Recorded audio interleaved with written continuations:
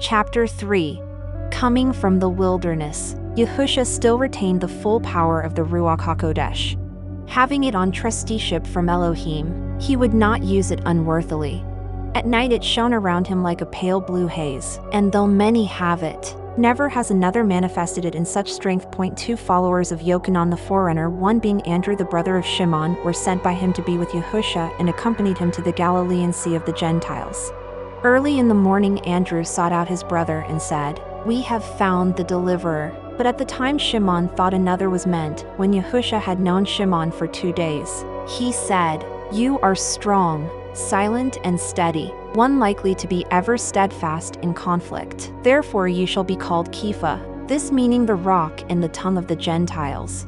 And from that day Kepha became a follower of Yahushua. Passing along the shore, they came upon the tower of fishermen, and a boat was being unloaded by its owners. One who accompanied Yahushua said, "Those are good men known to me." Then Yahushua spoke to them while sharing a meal and later said, "Fishing is a good life, but there is a better one. Follow me and you will become fishers of men." So, placing their boat in the keeping of others, they followed Yahushua. This time, Yahushua spoke with caution, for the people still recalled Yehuda the Galilean who had smitten the Romans in battle. Yahushua was a man of long silences, and many thought him strange. But he taught all along the shore of the Galilean Sea and called others to follow him. They worked wherever they could, for Yahushua said, "What we offer is not to be sold like a common chattel, and we will not take anything without giving value in return." He healed many, saying, "It is not I but the power from above with me." Some of the disciples said, "It is truly he who heals."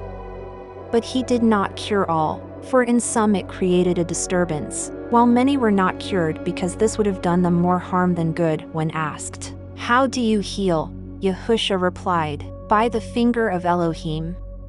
This is what the prophets had said regarding these things. These are the words of Yahweh, "I will restore you to health and heal your wounds. Be strong of heart and courageous, neither afraid nor dismayed, for I am with you always." About this time, the disciples questioned Yahushua concerning the world of Ruachoth wherein lay the kingdom of heaven. And he said, "It is like a flight of stairs leading from cellar to roof. They who enter the house are given a place on the stairs and may step downwards and back, but never up, though the stair above is not unknown to them. Those on the top stair are in glorious sunshine, while those at the bottom are in darkness and gloom." A disciple said, "Many who do not come mock your words." Yahushua replied, "Dogs bite stones, not those who throw them." Someone asked, "Are you the hammer of Elohim?" For all yearn for Elohim's intervention, and when that comes will rejoice, saying, "This is the day of Yahweh for which we have long waited." Yahushua answered, "There is a time for sowing and a time for reaping, everything to its appointed time." Yahushua gathered his followers around him and taught as follows, "These days are a night of ignorance when all is dark, but I am the light which will dispel the darkness. My light will light your lamps, and you too will become bearers of the light. I am the light to point the way, and none can find the way to Yahweh except by the light. I come to testify concerning the Father, for those following my way see Elohim in the light of the Father. Does not a father chastise in love and punish with affection? Does he not give you tasks only just within your power of accomplishment? Even as with an earthly father, so with the heavenly Father, who is infinitely greater. Being flesh, we understand earthly ways, but the ways of Yahweh may also be known and understood, for his Ruach resides in all men.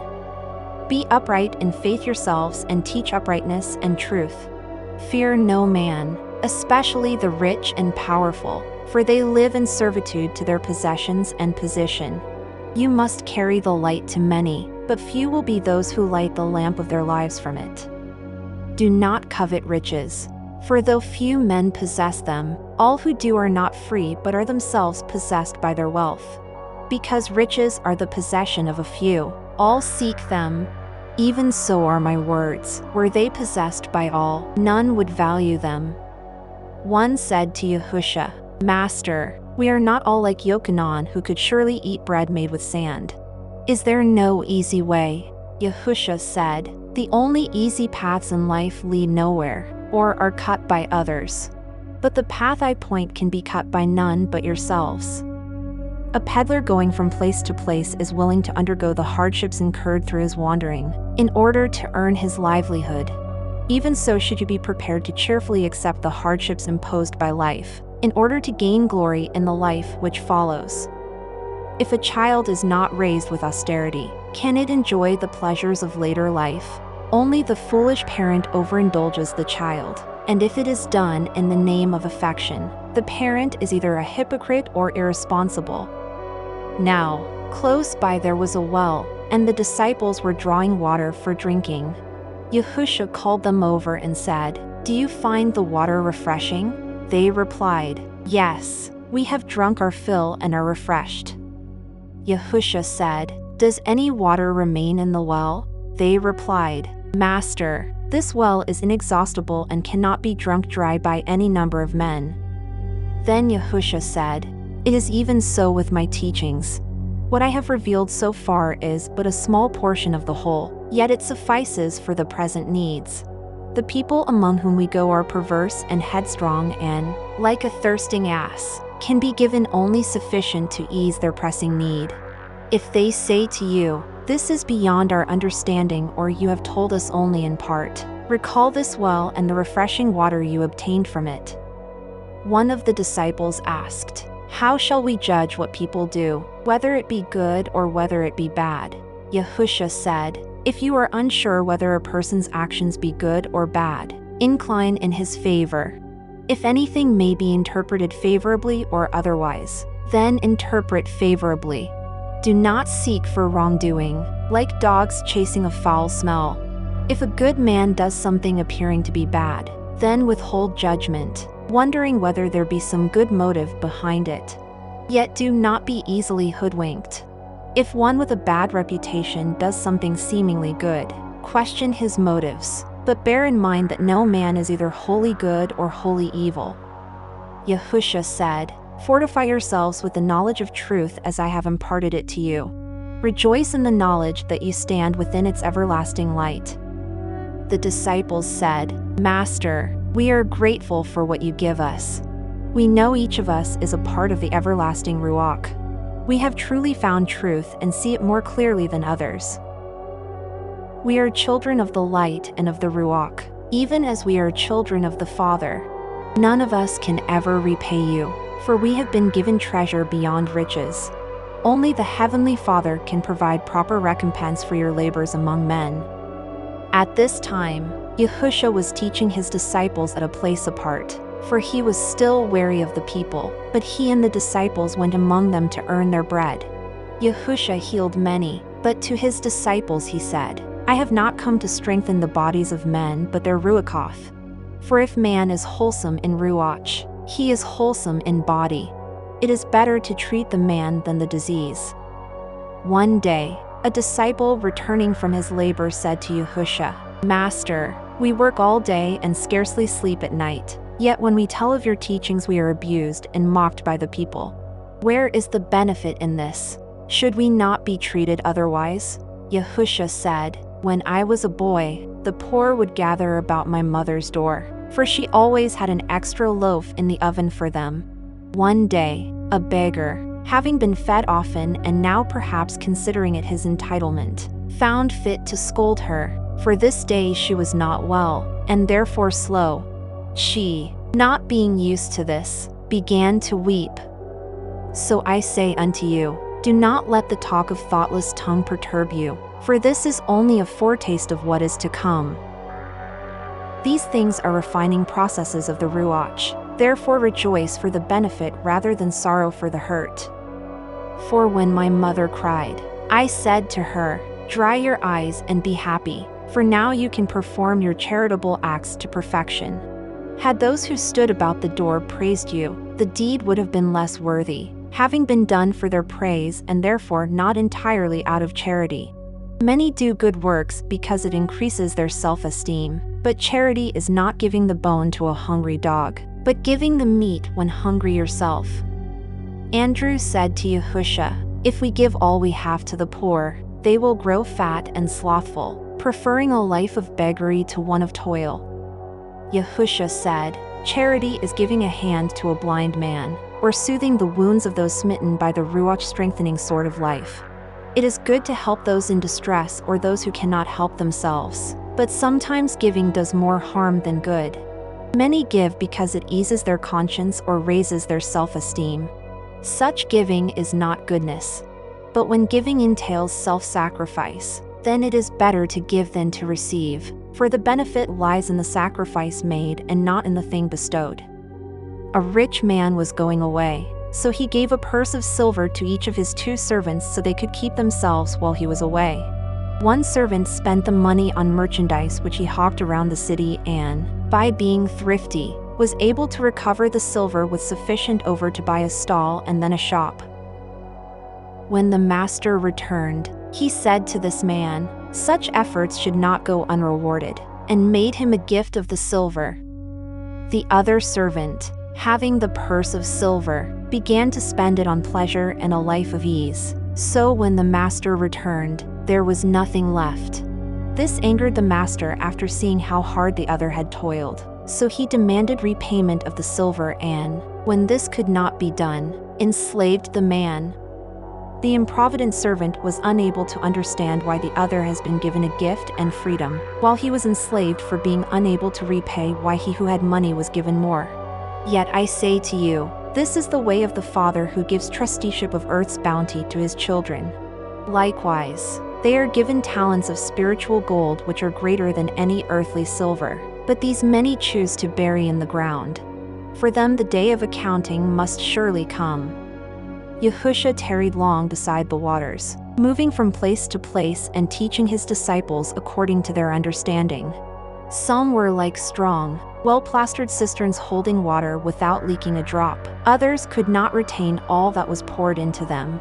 Yahusha taught each only in accordance with his capacity, and some carried much more of his teachings than others. One day, at eventide, Yahusha said, "Because you are wearied and your task seems endless, do not despair. What you do may be likened to a man down by the shore whose master has set him the task of carrying water from the sea to fill a hole in the sand. The sea flows no less, neither does the land become flooded.